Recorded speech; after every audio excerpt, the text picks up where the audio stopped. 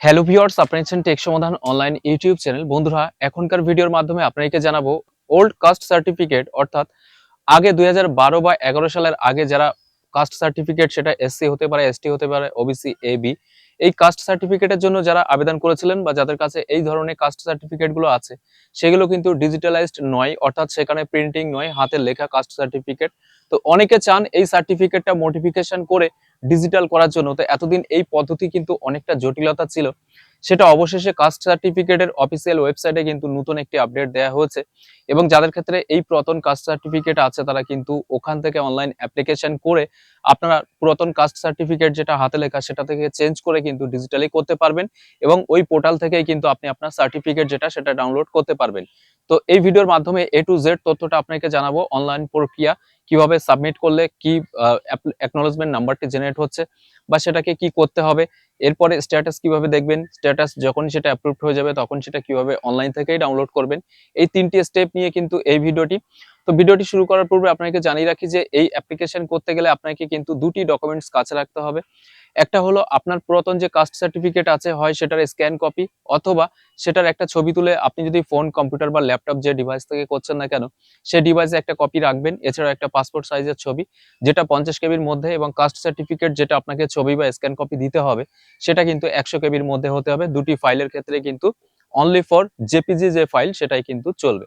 তো চলুন আমরা সরাসরি চলে যাব কম্পিউটার স্ক্রিনে, সেখান থেকে আপনাকে দেখিয়ে দেব সম্পূর্ণ তথ্যটি, অর্থাৎ কিভাবে আপনি আপনার এই পুরাতন কাস্ট সার্টিফিকেটকে চেঞ্জ করে নতুন কাস্ট সার্টিফিকেটে কনভার্ট করবেন, সেই পদ্ধতিটা।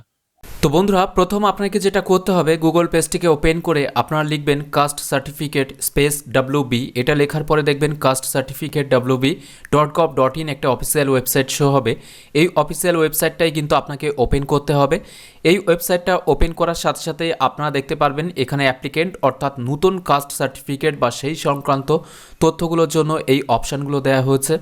এরপরে ব্যাকলগ সার্টিফিকেট একটা ট্যাব কিন্তু অ্যাড করা হয়েছে, যেখানে নতুন সার্টিফিকেট আবেদন করার জন্য, অর্থাৎ পুরাতন সার্টিফিকেট থেকে নতুন ডিজিটাল সার্টিফিকেটে রূপান্তর করার জন্য যে অনলাইন প্রক্রিয়া চালু হয়েছে, সেটার জন্য আপনাকে এই লিঙ্কে ক্লিক করতে হবে।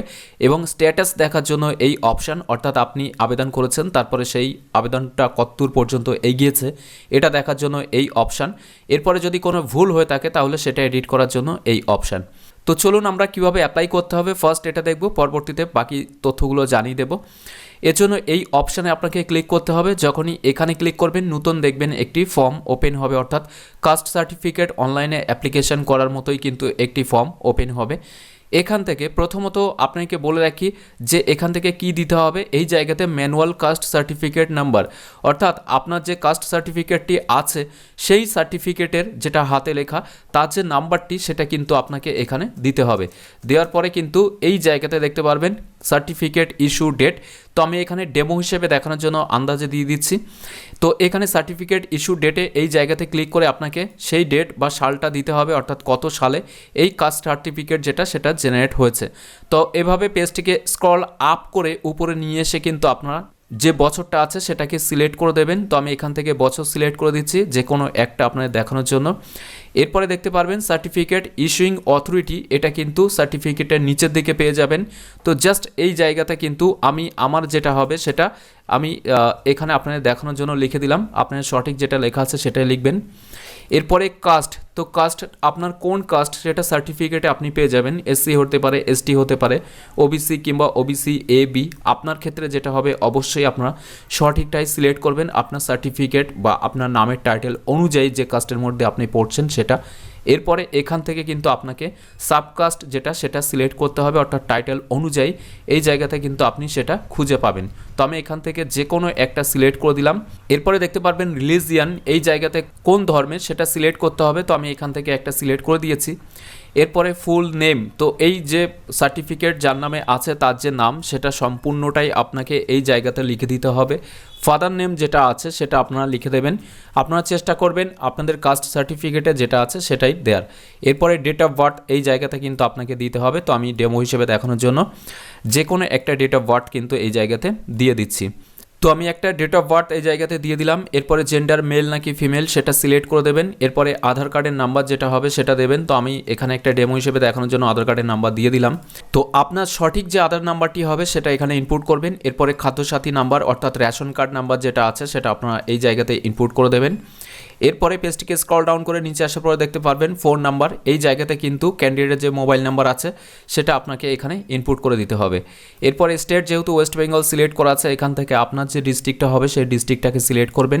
এরপরে সাব ডিভিশন যেটা আপনার ক্ষেত্রে হবে সেটা সিলেক্ট করবেন, পুলিশ স্টেশন যেটা সেটা সিলেক্ট করে দেবেন। এই জায়গাতে কিন্তু আপনার পোস্ট অফিসে যে নামটি আছে সেটা লিখে দেবেন। এরপরে দেখতে পারবেন মিউনিসিপ্যালিটি নাকি ব্লক আপনার ক্ষেত্রে যেটা হবে সেটা আপনারা সিলেক্ট করবেন। আমার যেহেতু মিউনিসিপ্যালিটি তার জন্য মিউনিসিপ্যালিটি এটা সিলেক্ট করলাম।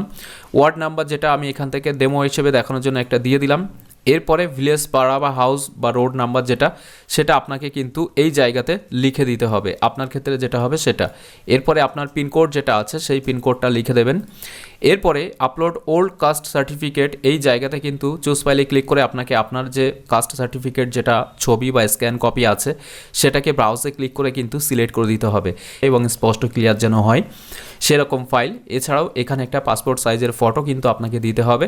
এরপরে এখানে যে ক্যাপচা কোডগুলো শো হচ্ছে সেম টু সেম ক্যাপচা কোডটা কিন্তু আপনারা এখানে ইনপুট করে দেবেন। ইনপুট করার পরে এখানে সাবমিট যে বাটনটি আছে এই সাবমিট বাটনে আপনাকে ক্লিক করতে হবে। তার আগে আরও একবার ভালো করে দেখে নেবেন, এমনই কিছু ইনফরমেশান যে আপনাকে দিতে হচ্ছে এমনটা নয়।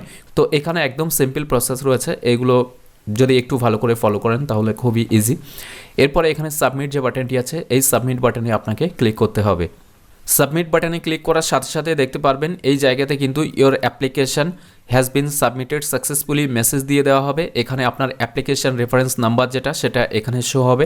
অবশ্যই এটাকে আগে কপি করে নেবেন, যদি কোনো কারণবশত সার্ভারের কোনো প্রবলেম হয় সেক্ষেত্রে কিন্তু আপনারা ডাউনলোড করতে প্রবলেমে পড়ে যাবেন, এর জন্য কপি করে নেবেন।